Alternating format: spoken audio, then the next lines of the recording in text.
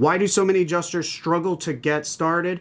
David McLaughlin, McCullough said no experience, but also Luke Miller said not enough experience for sure. Let me explain something. I want to pull the veil out a little bit here. If you don't have experience in claims, yes, I agree. It could be a little bit more difficult to get started than those who don't have experience. Congratulations. That applies in this industry. That applies in every single other industry. People want others with experience. If you started a company and you have 2 applicants, one with experience, one without experience, who would you go with? The only exception to that comes with training. Who would you rather have? Somebody with a little bit of experience or somebody with no experience but a whole lot of training?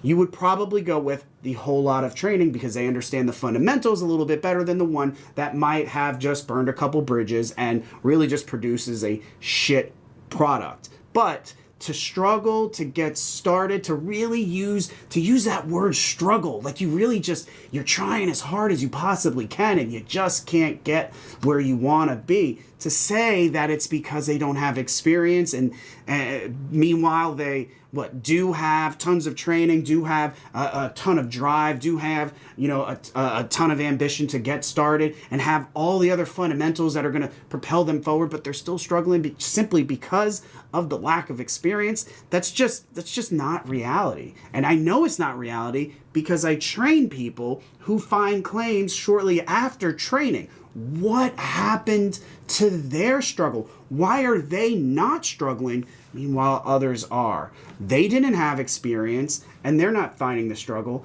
Why is it that some people who don't have experience have much more of a struggle? And the answer to that question is far deeper than just the lack of experience. It's because they don't know how to do the job. These companies, claims adjusting companies, at the end of the day, they don't really care if you have experience or not. That part is irrelevant because they'll tell you, just like I'm telling you right now, you can have all the experience in the world, but if you deliver a shit work product, your experience doesn't give you license to do it. Your experience isn't going to carry you. They're not going to look at your shit work product, your shit inspection photos, your shit report, your shit estimate, and look at all that and say, well, it's shit, but they have a ton of experience. They're not thinking that. What they want are people that they feel confident can do the job right. And if you don't have experience, but you look like you can do the job right, you're going to get the claim. If you have experience, but don't look like you can get the job done right, you know what I'm going to say. Thanks for watching this video. If you want to learn more about independent claims adjusting right alongside Claim Daddy, smash that follow button and leave me a comment down below. I'll tell you what to do next.